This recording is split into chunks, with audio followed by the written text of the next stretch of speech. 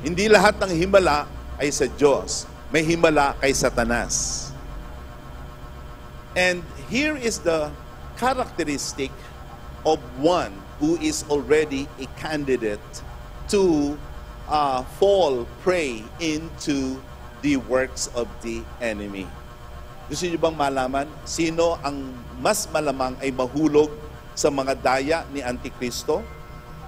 Ito ang kasagutan. Sa verse 9,